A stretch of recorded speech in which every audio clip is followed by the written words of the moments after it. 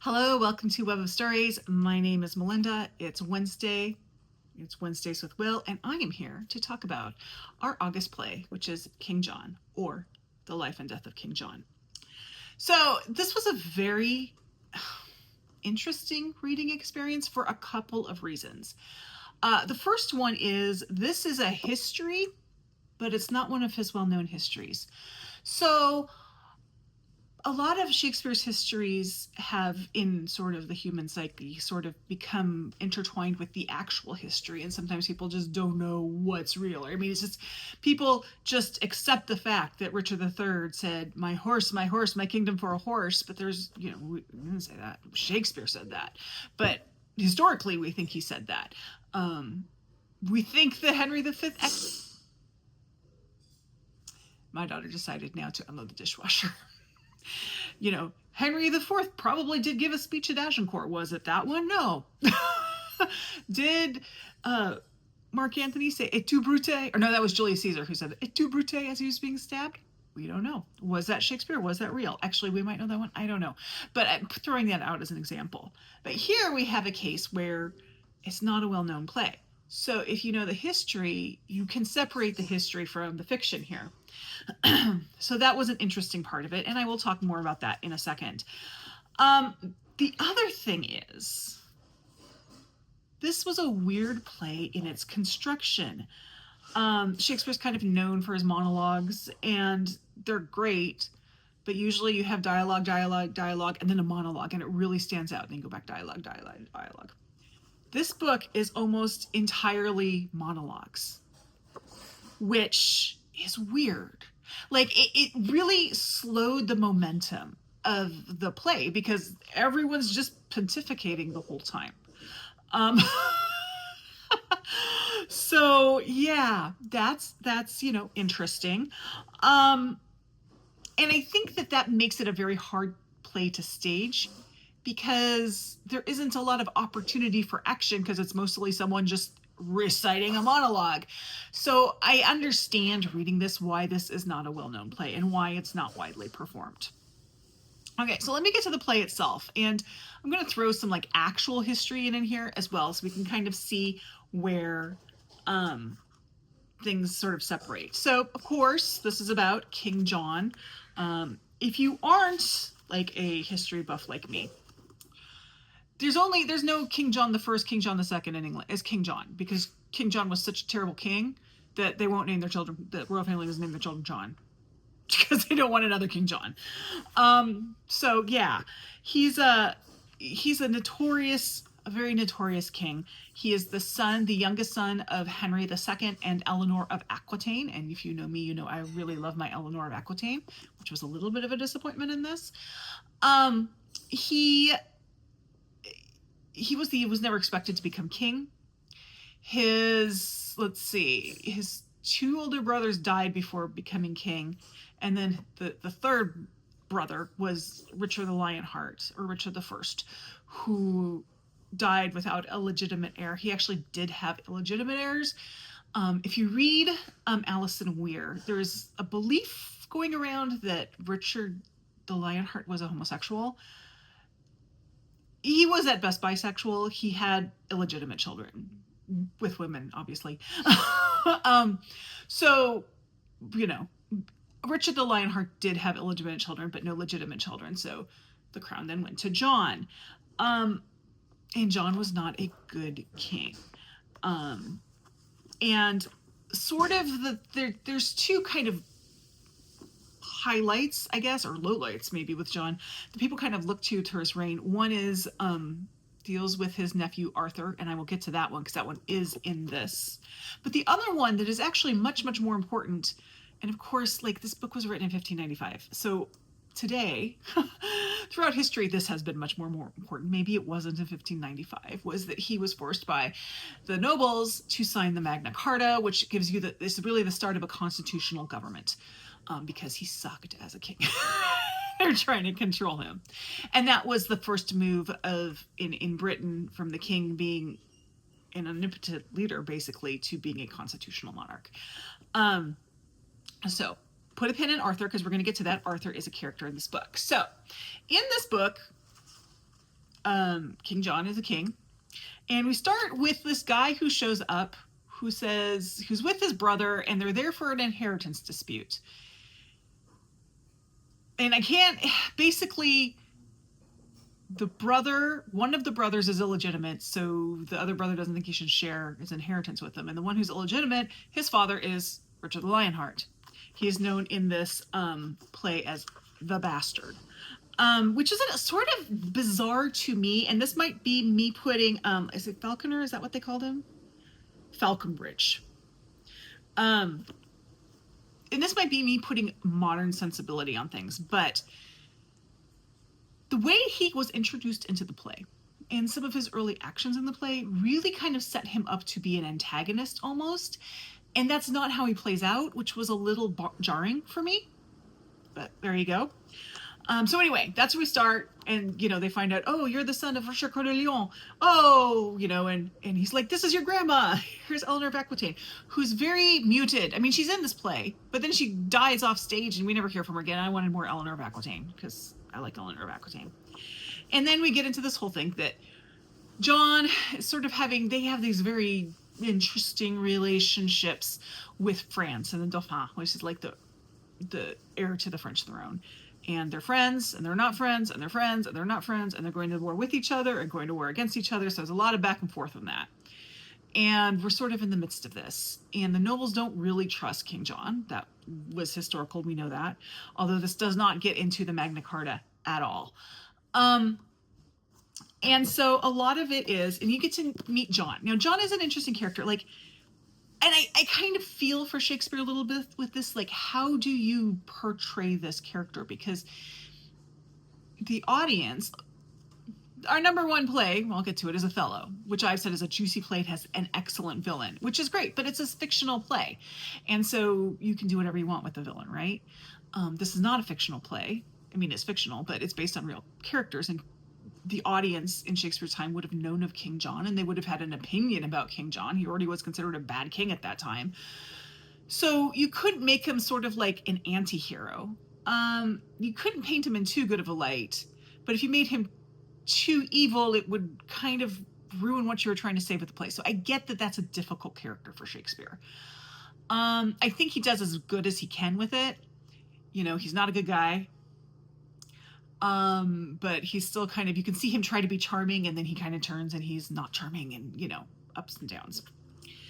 And in this, there's a whole thing, medieval marriage things. They're going to marry his niece to the Dauphin, then they're going to be friends, and then they're not going to be friends, and then someone from Rome comes and says, you have to do this, and John says no, and so now France and England aren't friends, and they're going to go to war with each other. And then they do. So all this is going on, and we have the bastard running around. You think, I was never really sure toward the end if he was an antagonist or a support, or not a support character, someone who was on John's side. He's on John's side. But all this is going on. But then we get to the question of Arthur. So Arthur is John's nephew. He is the son of Geoffrey, who was the second son of Henry II and Eleanor of Aquitaine. So he should have been king. And it leads to a questionable line of succession. At this point in time, John does have a son. Prince Henry does show up at the end. But Arthur also has a claim to the throne, and they're going to be friends, but they're not going to be friends. Arthur is a child at this time. So we get to a point where John tells his right-hand man to go kill Arthur. And he goes to go kill Arthur, but then Arthur is this sweet child and breaks his heart, and then it's a very Snow White sort of thing where Hubert is the guy's name, goes and tells John that no, I didn't really, once he tells John, he does not kill Arthur, and then he tells John that he did kill Arthur, and then the nobles are really up in arms because they supported Arthur. And so John realizes it was a big, huge mistake to kill Arthur because now everyone's mad at him. And so then Hubert's like, but no, I actually didn't kill him. And so that's wonderful. Arthur's alive. But while this is happening, Arthur decides to run away, and he climbs up on a wall and jumps to his death. I will get to what actually happened to Arthur in a moment. So then John thinks that Arthur's alive, but no, he's dead, and people are against him, and they're for him, and they're against him. And the Dauphin is threatening to invade, and then they have a big battle. And during this battle, John is not on the battlefield because he has been poisoned by a monk. And so all of the bastard and Hubert and all these people are out kind of fighting for him. And they're doing well, but then the Dauphin thinks he wins. But then he finds out like his right-hand guy has died, but also his supply ships have sunk. So then England wins. It's like, and I will get to another thing about the format of this that was weird, that worked against it. So all this is going on. So England kind of wins. And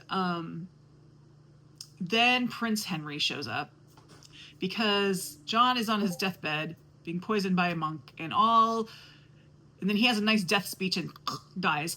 And then everyone gets behind Henry, who becomes Henry III, who was a very long reigning king in English history. Okay. What really happened to Arthur? John killed him. That's what really happened to Arthur. In fact, John most likely killed him with his own hands. So that's what really happened to him. And I get that might have been too much to put on the stage. Okay, like that might have been too much, but I thought the whole thing of like jumping off the wall was kind of whatever.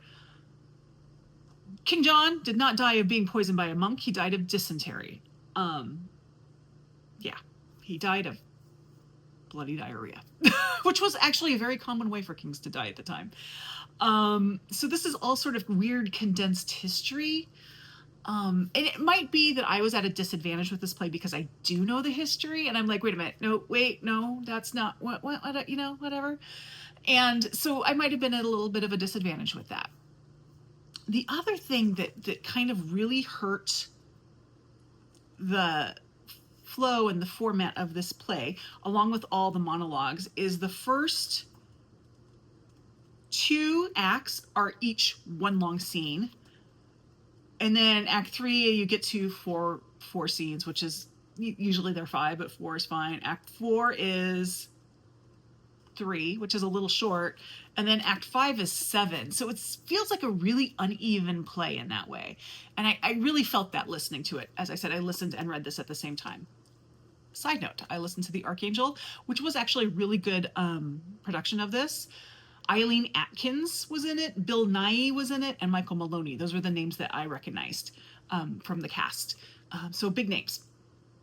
So anyway, there were things I liked about this play. I think that if it were a better known play, a more widely performed play, there would be a lot of lines in here that would be very quotable.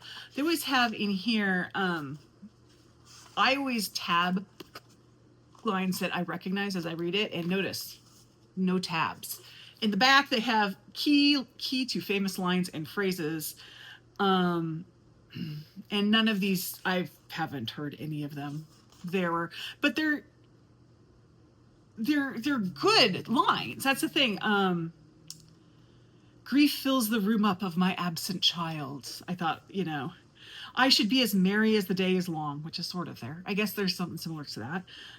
So foul a sky clears not without a storm. So there are nice lines in this, but because the play just isn't a successful play, you don't hear it. So that's my take on it. I'm glad I read it. Because I think that it sets me up a little bit for reading more of the histories coming up. We've done Henry IV Part 1, but I'm talking Richard II, Richard III, Henry IV Part 2, Henry V, Henry VI Parts 1, 2, 3, those which are much more intertwined with what we remember as history. So I think this was good to set me up, and I'm glad we read it at this point. Not a successful play. It's not one that I really would hand to anyone and say, here, read some Shakespeare. But it's not horrible either. I mean, it has potential in places.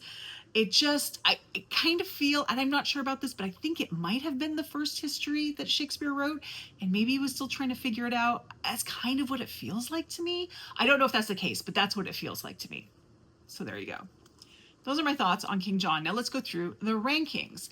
Now, if you haven't listened to this before, I need to freeze something because we have now done enough plays that,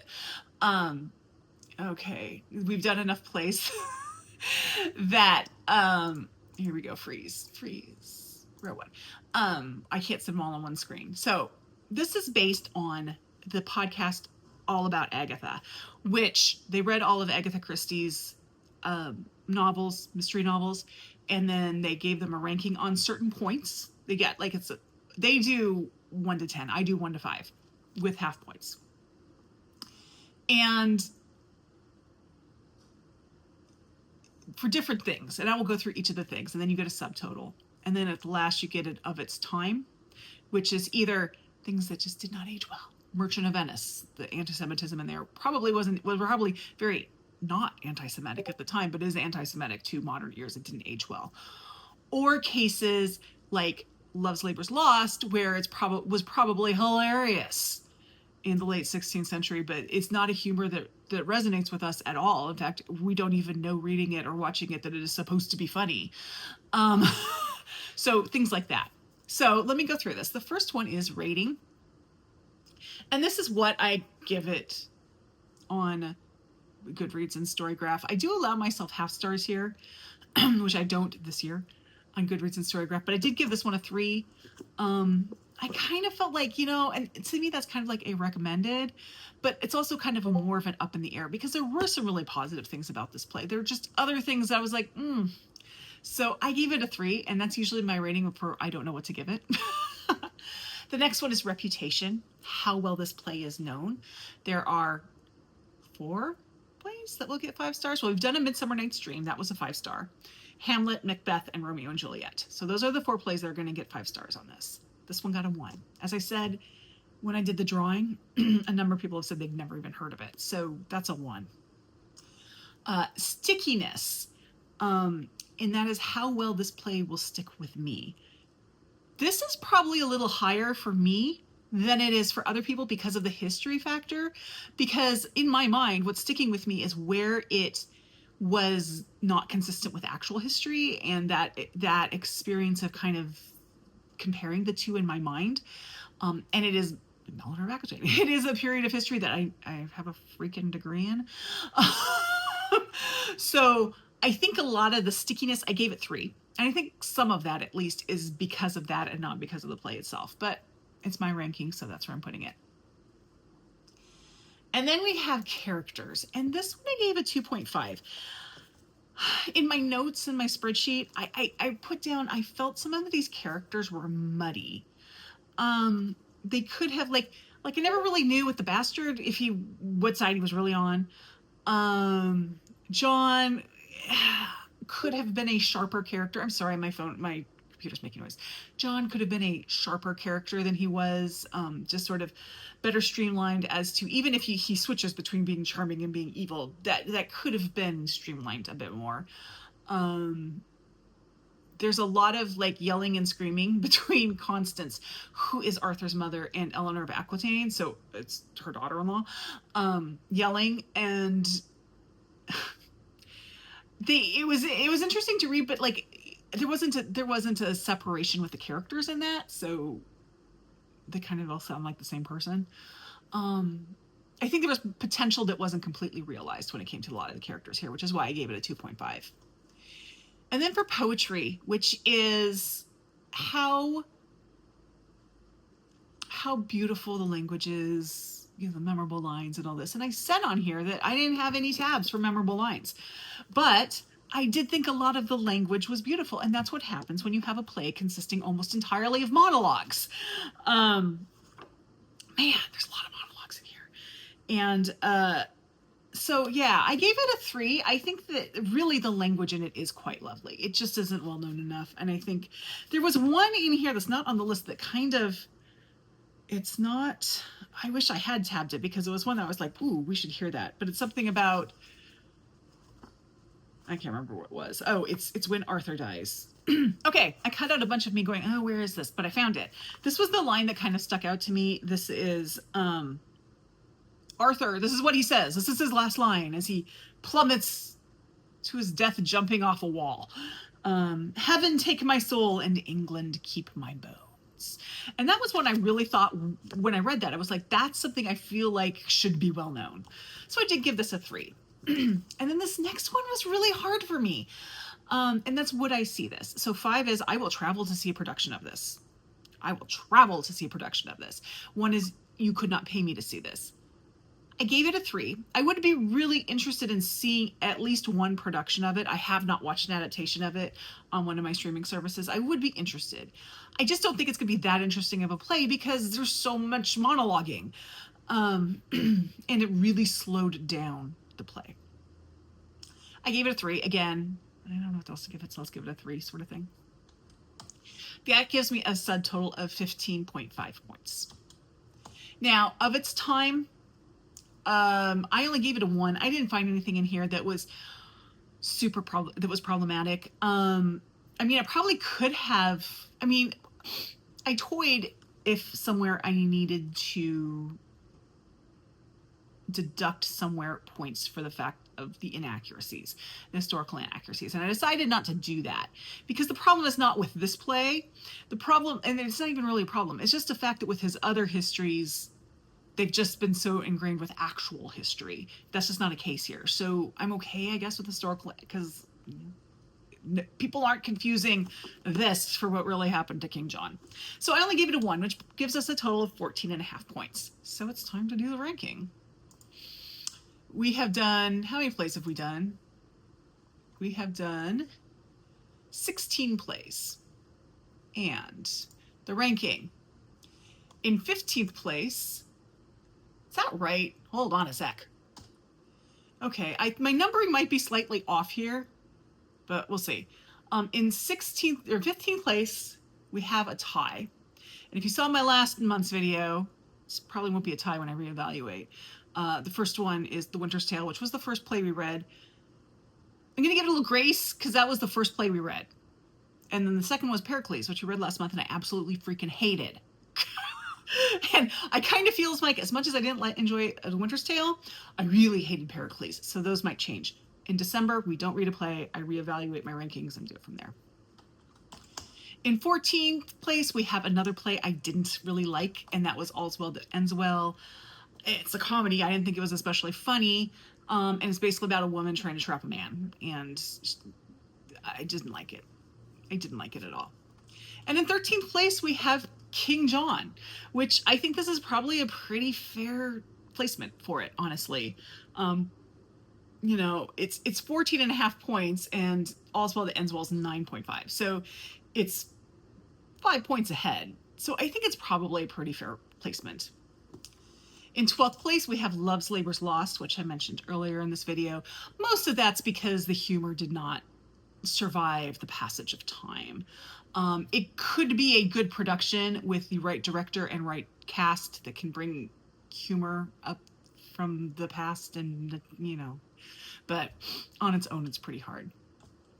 11th place was actually a disappointing play for me, and that was Antony and Cleopatra. It was disappointing for me because I really didn't like the characterization of Cleopatra. Shakespeare can write fantastic female characters. He can. And I would have thought that Cleopatra would have been one of those, and she wasn't. So a lot of that came down to me really not liking Cleopatra. In 10th place, we have Cymbeline. And I will say the same thing I always say about Cymbeline. It was a hot mess, but at least it was a fun hot mess, unlike Pericles. It is a hot mess. It was at least fun. Okay. In 9th place, we have The Merry Wives of Windsor, which I call the sitcom of Shakespeare. It was written in a very short period of time because Queen Elizabeth I had told Shakespeare or gotten the message to Shakespeare that she really liked the character Falstaff and wanted a play about him. Falstaff is a character that shows up in the Henry IV plays. And so he wrote this really quickly. It's a sex play. It's lots of sex jokes. It's the sitcom.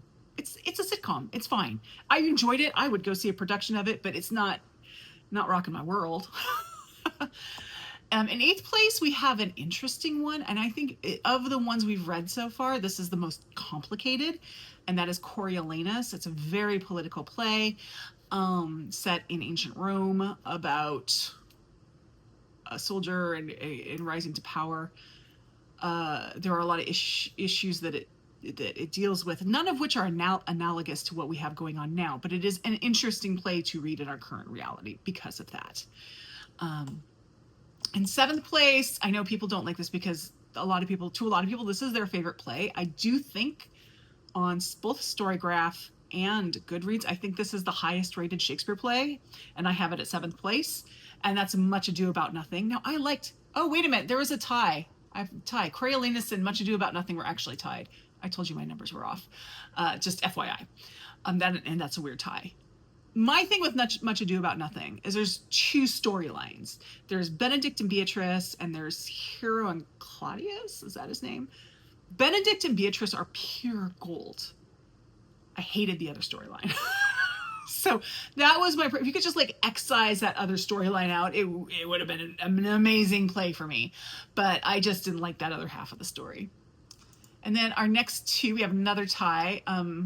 We have some ties up here at the top. This is also another weird two plays to tie together, because Much Ado About Nothing and Coriolanus are very different. And these two are pretty different too. The first one is The Merchant of Venice, which is an excellent play, but it really didn't age well in a lot of ways.